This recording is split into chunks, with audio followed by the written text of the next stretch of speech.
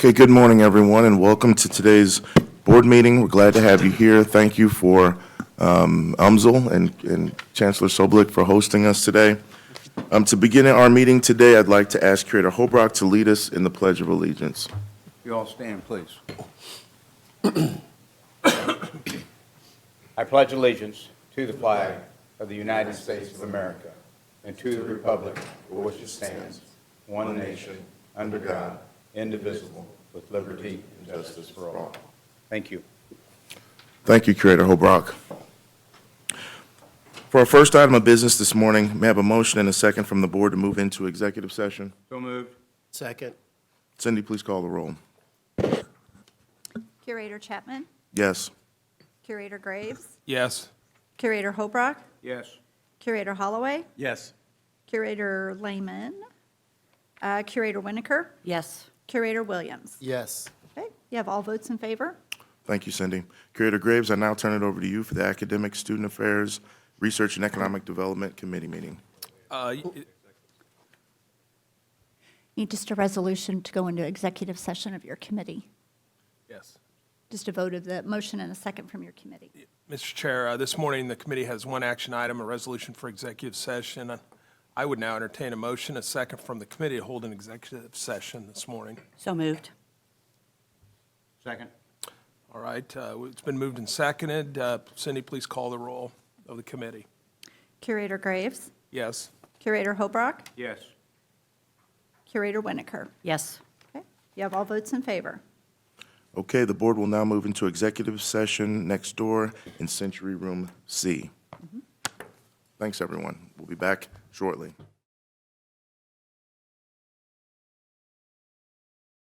Okay, good morning. I want to thank Chancellor Soblik and UMSL for hosting the Board of Curators for our last meeting of 2022.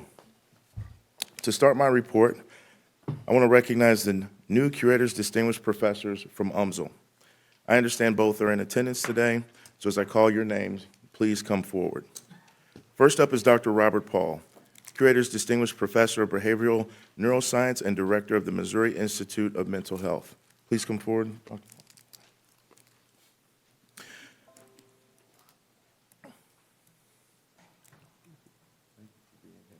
Good to see you. Dr. Paul has nearly 300 publications to his name, with 220 of them published since coming to UMSL.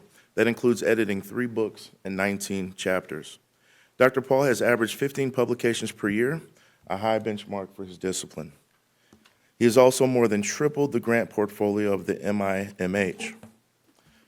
Some of his recent grants include 12 from the National Institutes of Health for over $12 million. Well done. Next up is Dr. Guyan Zhang. Please come forward. Yep.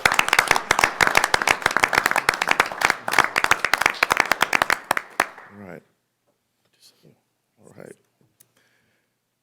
All right. She is a Curator's Distinguished Professor of Finance and Finance Board Scholar and Professor of Finance at UMSL. Dr. Zhang's research on credit default swaps and financial contagion has been highly influential in understanding the financial crisis of 2007 to 2008. She is ranked among the top 43 finance researchers in terms of 5-year publications in the finance discipline. Dr. Zhang has given more than 100 presentations at prestigious financial conferences, including the National Bureau of Economic Research and the American Finance Association Conference. And she's published more than 40 scholarly works in 17 years, nearly 4 times the average of finance faculty nationwide. Please join me in congratulating both Dr. Robert Paul and Dr. Guyan Zhang.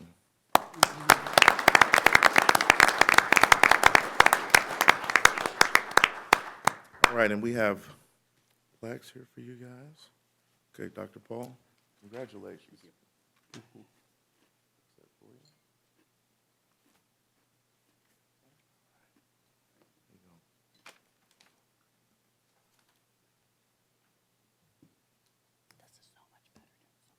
Well done. All right, one more round of applause.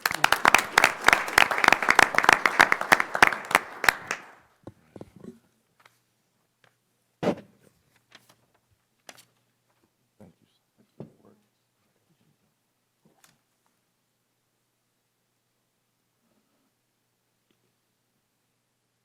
Okay, one more round of applause.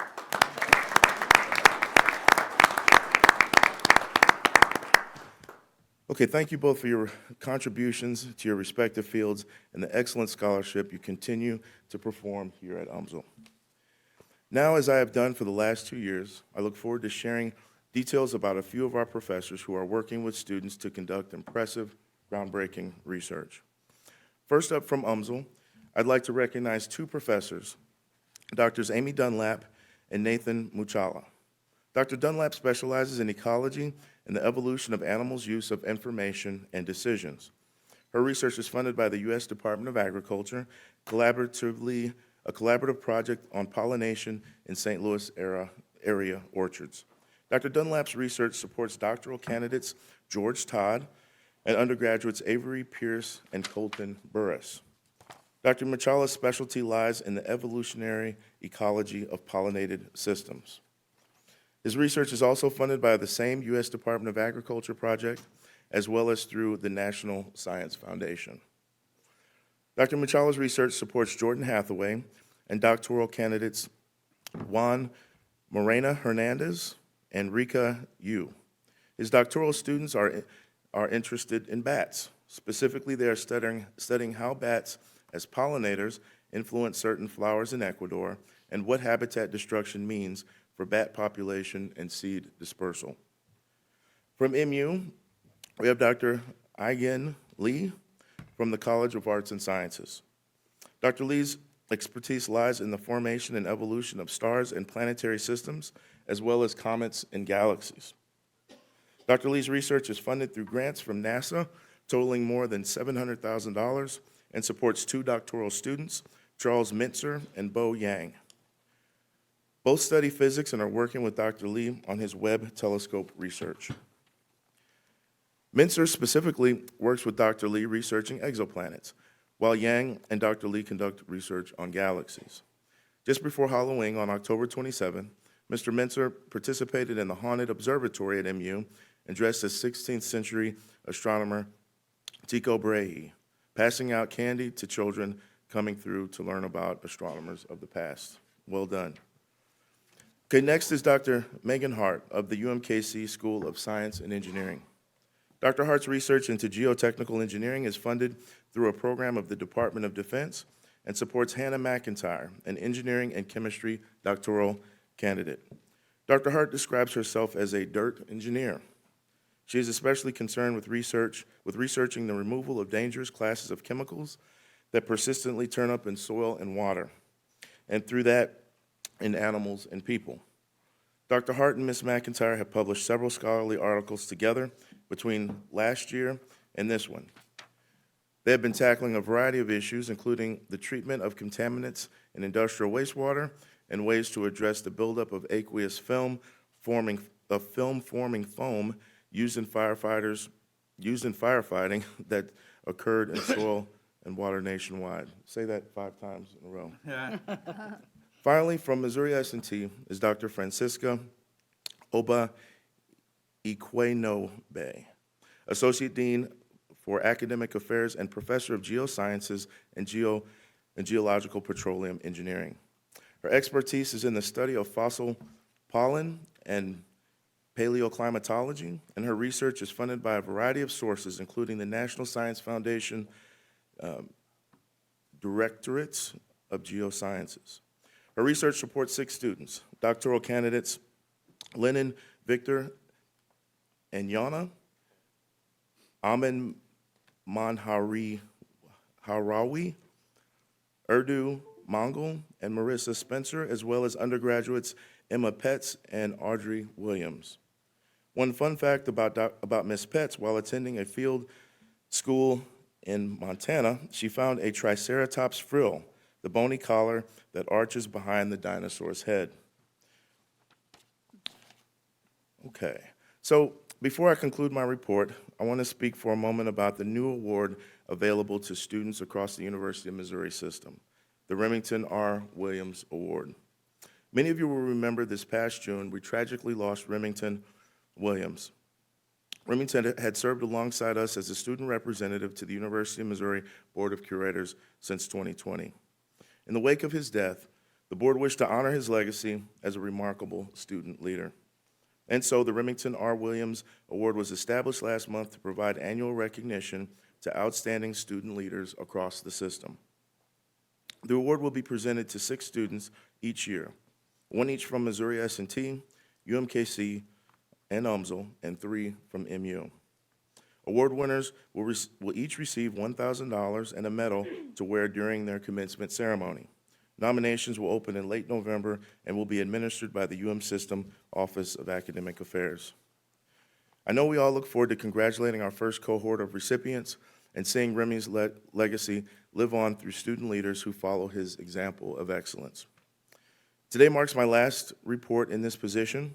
It has been an honor and a privilege to serve as board chair for the past 2 years. I want to thank my fellow board members for entrusting me with this position and for the opportunity to lead these meetings in this capacity. Thank you, Cindy. Thank you, Moon, Mark, all the board for your help and support through each of these meetings, and also our fantastic staff. You guys do a great job. Our fantastic faculty and administrators, and all you guys that help make these meetings possible. So I look forward to welcoming our new chair, which we'll vote on later in today's meeting. So thank you. Concludes my chair report.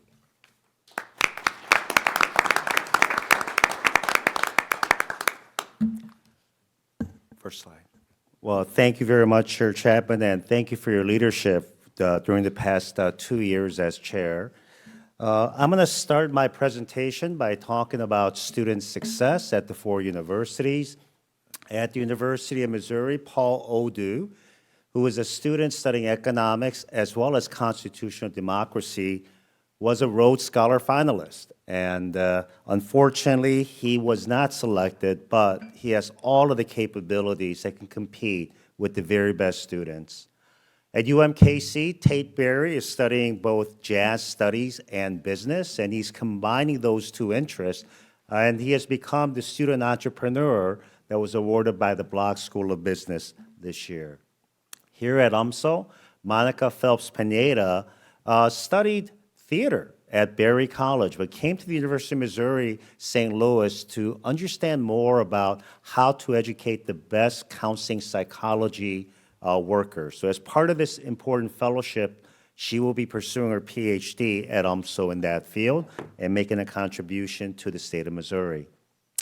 Ashley Ann Davis is a recent graduate from Missouri S&T in engineering management, and she is pursuing her PhD as a Kummer Fellow. And together with her professor, Susanna Long and Casey Canfield, she received the Merritt Williamson International Award for Best Conference Presentation. And we look forward to her many contributions after receiving her PhD from Missouri S&T.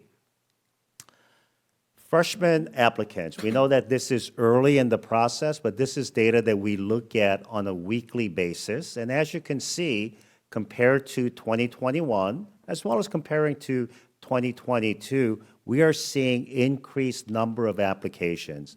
Parents and students are seeing the value that our 4 universities provide, and we want to make sure that this trend continues and results in more admits, as well as, at the end of the day, more acceptances to our university.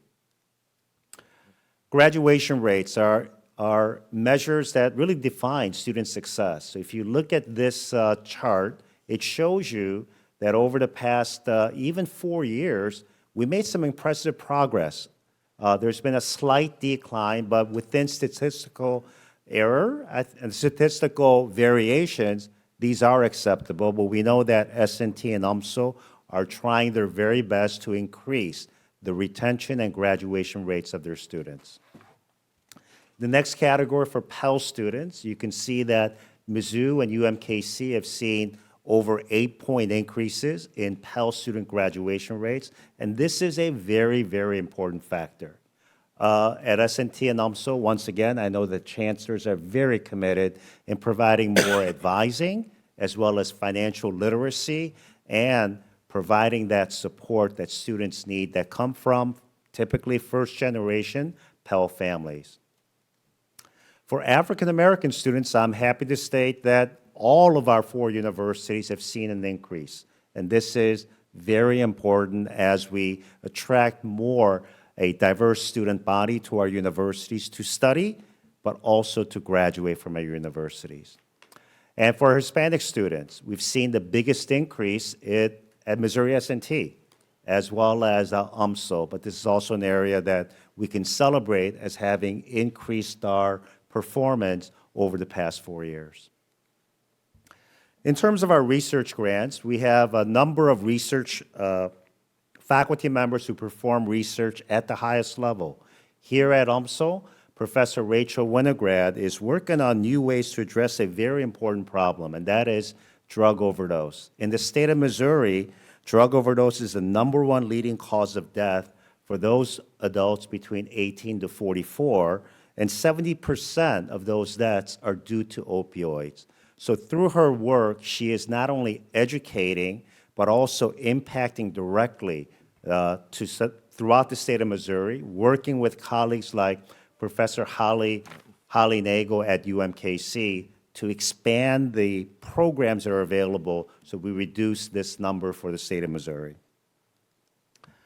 At MU, a recent hire through Mizzou Forward is Professor Jae-wook Jung from Michigan State University. And recognizing that there are 37,000 new cases of cancer in Missouri each and every year, he and his colleagues are working on ways to reduce endometrial cancer. It's a cancer that's not often studied extensively in the state of Missouri, but through his work, using the advanced research that's funded by NIH, our goal is to have a deeper collaboration with the Ellis Fischel Cancer Center so that we can have the latest clinical advances through the research be applied for patients in Missouri.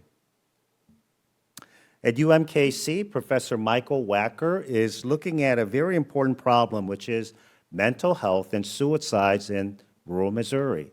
It turns out in rural Missouri that rural Missourians have a 25% higher rate of suicide than the metro areas of Missouri. And through this work, working with the St. Joe campus and educating more of the healthcare providers, mental health care providers, he wants to make an impact in how to reduce the mental health issues as well as suicides in rural parts of the state. Last but not least, Professor Casey Canfield at Missouri S&T received a grant from NSF to study how to use deep learning and AI to reduce the rejection rates for kidney transplant patients. It turns out that there are over 30,000 kidney transplant cases each and every year, and 30% of those result in rejection. So the lessons that are learned using deep learning and AI to reduce the rejection rate for kidney transplant can also be used for expanded to other organ transplants in the United States. So looking at some numbers, we look at numbers for total proposals as well as federal proposals. Both are important because total proposal incorporates state, industry, nonprofit funding. And over the past 6 years, we're looking at between fiscal year 17 through fiscal year 23, just the first 5 months, you could see the growth that we're seeing at 3 other universities. And I know that Chancellor Sobolik is working closely with her team to continue to advance the research mission at the University of Missouri St. Louis. But as you can see, even at UMSL, if you compare 2019 through 2023, there has been a significant increase. It's important to get the awards, and the awards are the product of faculty members submitting solid proposals that get funded by these funding agencies, and you can see the numbers there. At the end of the day, the question that is asked about all of us as we measure our research is what is happening now with expenditures. And the expenditures at UMKC for total research has gone up. Yes, it was a smaller base, but they doubled it in a span of 6 years. And this is something that we expect to continue to become stronger research universities. Next, I'm going to talk about federal research. On the federal side, We're also seeing impressive growth at Mizzou. It's 64% increase in federal proposal over the first 5 months. And on federal awards, UMKC has seen a 300% increase. Missouri S&T has seen an 80% increase. And all of these are provide good projection for future expenditures. And when we look at federal expenditures, UMKC, once again, has gone up by 100%, S&T at 43%, Mizzou at 64%, and at UMSO at 17%. The board has asked updates about our AAU performance. And AAU performance for research is broken down into 2 categories, Phase 1, primarily federal research, and then Phase 2. In both of these categories that are normed by the number of faculty members, we're seeing impressive increases over the years. As I've said before, this is impressive, but we need to continue to grow so that we become a stronger AAU university. In this next chart, what we did was looked at all of the Phase 1 and Phase 2, as well as the information items that are normed by the number of faculty over a 4-year period. And as you can see, in the last column, most of those numbers are in blue, which means that we are seeing increases, and we are having more faculty members contributing to a greater degree to our research mission. Where we do have to look into more carefully is the reason for Phase 1 books declining, and that has a lot to do with many humanities and social sciences faculty members that have either retired or resigned from the university. So we need to hire in those categories to increase that strength. The Phase 2 doctorate awards, our percentile of doctorates per faculty members are above the 50th percentile. So we're doing well in that regard. And the reduction is due to the fact that during COVID period, we had students that couldn't continue with their laboratory work for a period of time, but our goal is to maintain about a 350 to 375 going forward. Philanthropy. Philanthropy is something that's very important for all of us as we see that state support, while growing over the past few years, cannot sustain all of our needs when it comes to revenue generation. And so philanthropy is going to be very important.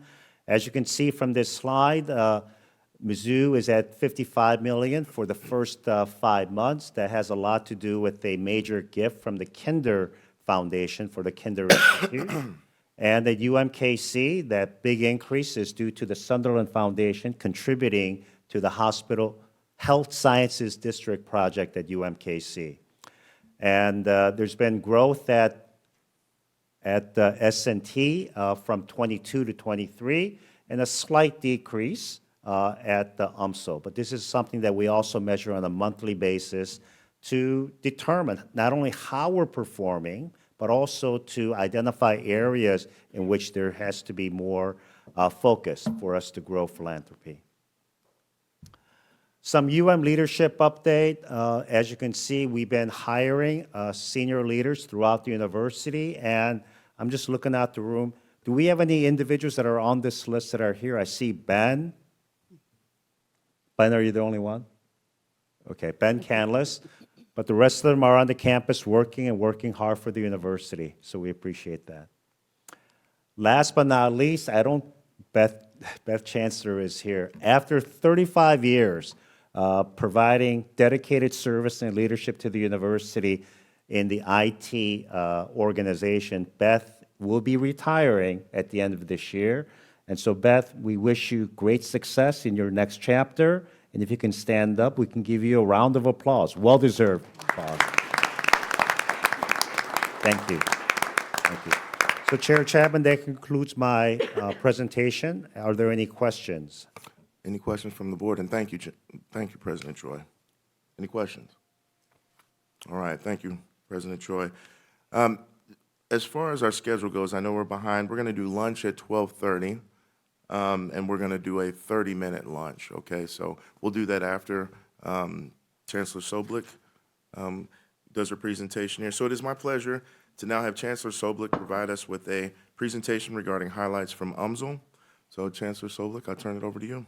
Great, thank you, Chair Chapman. Now, I'd like to start here because this image was captured on September 15th in 1963 on the grounds of what is today Woods Hall, when a group of more than 100 local and state leaders came to celebrate a historic moment, which was the founding of the University of Missouri St. Louis. Now, UMSL's founding was predicated on a desire to have a public research university to serve the largest economic region in Missouri. And this intersected with the University of Missouri's desire to expand and diversify its portfolio throughout the state, which at the time included the Columbia and Rolla campuses.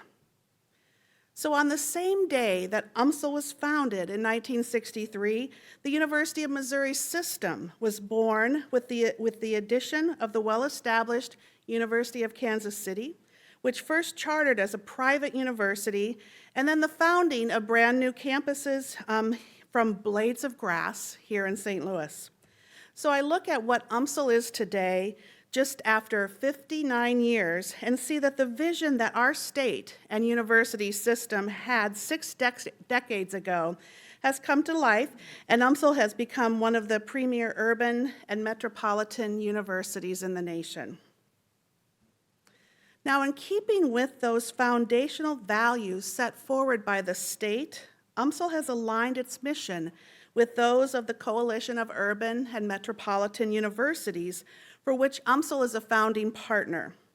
And the coalition now has actually more than 120 member institutions, which include our University of Missouri system, as well, our extension, as well as UMKC, and are guided by university community engagement and stewardship of place by serving as anchor institutions that engage or enrich our regions while strengthening our commitment to teaching and research. And this includes a focus on a high-quality education, community-engaged research and outreach, and using our place-bound assets to build inclusive prosperity in the region, which is exactly what our founders had in mind when establishing UMSL as the region's only public 4-year research university. So before I share how we are aligning with our region and our state in many core areas, I do want to share a few points of pride. So in September, we announced another rise in our U.S. News and World Report rankings. UMSL had already made one of the nation's biggest improvements over the prior 2 years, but in 2022 rankings, we climbed another 27 places to now rank 212 among all national universities. And this is a total improvement of 69 spots in just 3 years. We also improved 11 places to now rank 107 on the list of top public universities, putting us in the top 5% nationally. U.S. News also ranked UMSL as number 75 nationally and the only institution in Missouri on its list for top performers for social mobility. And this measures how well universities graduate students who receive Pell Grants. And Insight into Diversity magazine has once again recognized UMSL with its 2022 Higher Education Excellence and Diversity Award, the HEAT Award. UMSL is the only Missouri institution to receive the 2022 award and marking our 6th time to receive that distinction. And for the last 3 years in a row, UMSL alumni have taken home the Missouri Teacher of the Year recognition. And in fact, of the last 6 years, UMSL alumni have received the award 5 times. So kudos to our College of Education and the fantastic education that they provide. As we look at the new academic year, UMSL welcomed close to 15,000 driven and diverse students through both our on-campus and off-campus academic programs. This fall, we saw a 67% increase in full-time, first-time to college students and realized an 18% increase in full-time transfer students. We also welcomed an additional 130 international students from 28 different countries. However, because the number of students in our past cohorts were declining, these increases have not closed the gap, and we've seen a 5% decline in overall enrollment. So to that end, I'll share just a few key efforts that are part of our enrollment strategy to yield positive enrollment growth. And I know you will be hearing more from Vice Chancellor Reggie Hill later during the discussion on enrollment strategy. So for example, we have carefully modified current and developed new academic programs over the past 4 years to align with workforce needs and future growth areas within the region and the state. This year, we launched a new master's in FinTech, financial technology, to support that and to support St. Louis's place as a financial hub for wealth management and banking firms and provide the workforce for firms such as Edward Jones, Commerce Bank, MasterCard, and Wells Fargo, Square, and more. We are developing relevant curricular pathways with regional and national corporate partners. For example, in March, Amazon announced UMSL as a strategic partner to provide educational opportunities in its St. Louis regional employees through the Amazon Career Choice Program. And in April, we announced a new workforce partnership with Verizon through their Generation USA program to provide training for students interested in starting careers as junior full-stack Java developers. And just last month, we announced a partnership with BJC Healthcare and Compass Health to meet growing need for master's-trained social workers. All of these efforts help to build quality, high quality, and well-prepared workforce to lead our region and state. We launched a brand refresh this fall with a strong focus on supporting enrollment and marketing. You may have noticed new banners across campus with the words, "More is what moves us." This statement is the foundation of a messaging platform that celebrates the driving spirit of UMSL Tritons to do more, connect more, innovate more, find solutions to more, give back more, and ultimately become more through their time and engagement here at UMSL. The branding is starting to come to life across the university using an expanded color palette and imagery that shows UMSL as what it is, strong, bold, and vibrant. And next, I want to showcase our new brand-inspired recruitment video.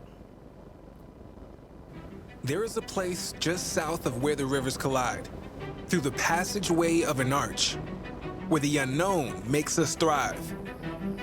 Map makers, peacemakers, generations of explorers. They navigated, they risked, they rose. We rise, embracing a spirit of discovery, of land and sea and space, and yes, more. There is so much more. But do not be mistaken. Our hard-working, forward-thinking disposition was not without cost. It was forged on the shoulders of those who came first, so we could propel those who come next. That is who we are. We are more than the gateway to the West. We are the gateway to the future, to your future. Find more at the University of Missouri St. Louis.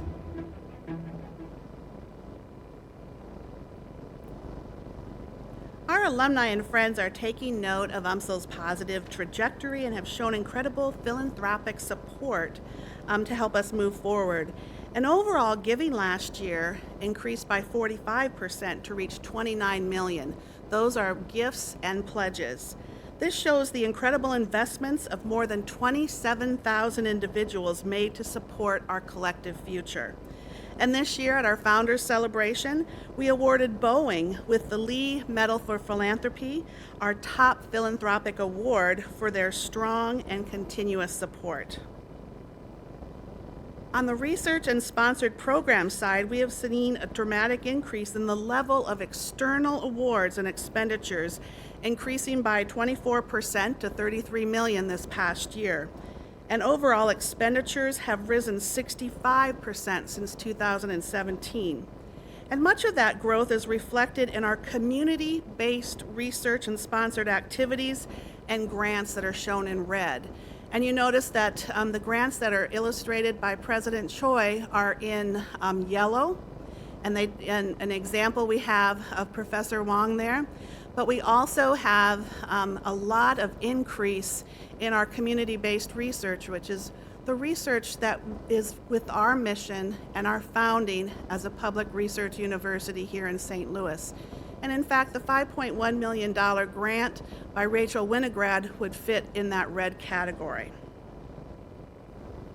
So as an anchor institution, founded to expand economic growth and development, including research and services in the St. Louis region and beyond, UMSL is continuing to align with the needs of this region. This includes our alignment with Greater St. Louis, Inc. in supporting the St. Louis 2030 Jobs Plan. The comprehensive plan highlights key sectors for growth in the region, including geospatial, advanced manufacturing, biotechnology, and transportation and logistics. So let's take a look at how UMSL is collaborating in these important sectors. Within the geospatial sector, UMSL is taking a leading role in providing academic and workforce integration aligned with our growing geospatial ecosystem, which has been expanding rapidly in recent years with the NGA's $1.7 billion Western Campus set to open in North St. Louis in 2025. We launched the UMSL Geospatial Collaborative in 2019 to develop partnerships and connect UMSL researchers with the NGA and other geographic information system-related companies operating in the region.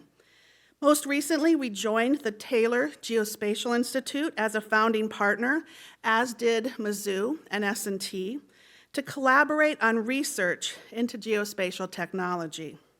And through the NGA, we have developed an educational partnership agreement to create K-16 geospatial talent pipeline, and we are a partner with the Systems Collaborative Research and Development Agreement, the CRADA, allowing UMSL researchers to collaborate with the agency on geospatial research, training, and other initiatives aimed at innovation. And I am most excited to share that last week we welcomed retired Vice Admiral Bob Sharp as a research fellow in the UMSL Geospatial Collaborative. Bob is the former director of the NGA and will help us build out the region's geospatial workforce and K-16 curriculum with UMSL as a central hub while strengthening and expanding our partnerships. And in fact, Bob was just here this week participating in the GeoFutures discussions and interviewing our Geospatial Collaborative Director candidates. UMSL also collaborated with Greater St. Louis, Inc. and the St. Louis Partnership to win a $25 million federal Build Back Better Regional Challenge grant to develop the region's advanced manufacturing industry cluster, including the construction of the Advanced Manufacturing Innovation Center in North St. Louis. UMSL and St. Louis University have been selected to coordinate with AMIC's university and industry partners to manage the research and development agenda, the R&D agenda, including the selection process for R&D projects, dissemination of findings, and translation of research into commercial applications. And in July, Governor Parson signed a $15 million manufacturing bill that included funding aimed at increasing the domestic production of active pharmaceutical ingredients, or APIs. Throughout this funding, we have joined in a new partnership with Cortex and the API Innovation Center to enable the delivery of a market-competitive commercial supply of U.S.-made APIs, especially those used in the critical generic drugs. UMSL is leading the Type 2 NSF Innovation Engine proposal for this API center, with the first labs to be built on our campus. APIs and other areas of production and delivery disrupted by the pandemic have brought a renewed focus on the importance of analyzing and managing our nation's supply chain, the words that everybody knows now. UMSL is quickly becoming a center of excellence in this field. Academically, we launched a new Master's of Science in Supply Chain Analytics in 2020, and the degree merges traditional supply chain management programs by infusing data analytics effectively and efficiently, facilitate ordering, production, storage, and distribution to satisfy the needs of customers. This program was ranked #1 in the country by Intelligent.com, and UMSL houses 2 research centers with actively engaged applied research and faculty directly with many of the state's top corporations to conduct interdisciplinary research in areas like manufacturing, agriculture, life science, healthcare, and engineering.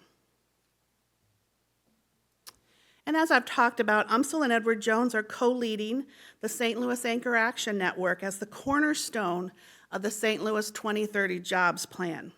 The network is leveraging its collective economic and organizational resources to advance intentional hiring, local spending, and career development across a 22 zip code area centered in North St. Louis County and St. Louis City. And our collective commitment is to increase employment and purchasing in the footprint areas by 10%, resulting in a $49.8 million increase in direct investment in our region. And UMSL has already exceeded our individual goal, increasing the number of employees in the footprint by 30%, adding an additional $4 million in payroll to the region. This again illustrates how UMSL is delivering on the charge that we had from the state, region, and system at our founding. And finally, as you know, UMSL is taking the first steps toward a historic transformation of our campus, supported by $40 million appropriation from the state through the American Rescue Plan Act. And I'd like to share a brief video that describes the many facets, and I think there's 8 different phases. I'm looking out here at Matt Persia, of this particular transformation. A dramatic transformation is underway at the University of Missouri St. Louis. Through long-term vision and unmeasured support, UMSL is taking its place as the nation's premier public urban research university and charting its course for the future. Together, we are establishing a renewed academic core on our North Campus to benefit generations of students while enhancing our teaching, research, and outreach mission. This includes relocating the School of Social Work and College of Education to our North Campus to create a central, more cohesive, and collaborative academic environment. At the same time, we are growing our health sciences footprint on the South Campus, uplifted by investments in our patient care center and our new state-of-the-art nursing simulation labs, and more is still to come.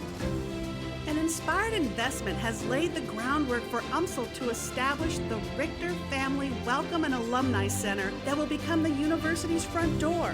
Donors have committed to bring exciting renovations to our university libraries, and we are creating a new home for UMSL Accelerate.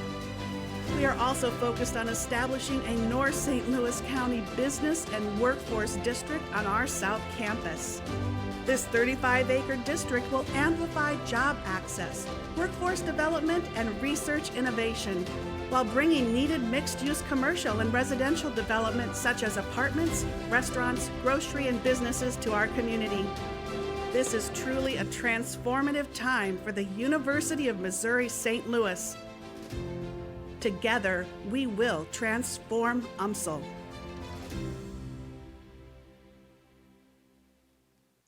Now, from our founding nearly 60 years ago, our mission has been to serve the St. Louis region and the state of Missouri in its continued growth and development by increasing educational access and opportunity and economic growth and development. UMSL's mission is the same now as it was 60 years ago as we continue to align with the needs of the region and the state. and we will continue to deliver on that mission. Thank you. Thank you, Chancellor Soblick. Any questions?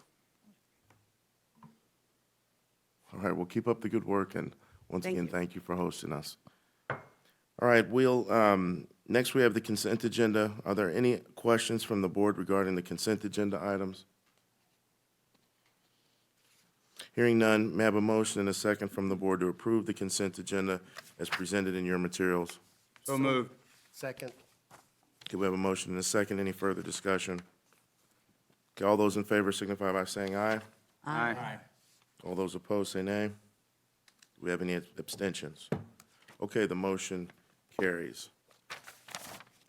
Okay, so why don't we take this time and go ahead and go to lunch? It's 12:25 now. We'll do 30 minutes. Everyone come back we'll just come back at 1, so we won't, we'll just round up a little bit there. But we'll come back at 1, we'll start lunch, and see you guys back after your lunch break.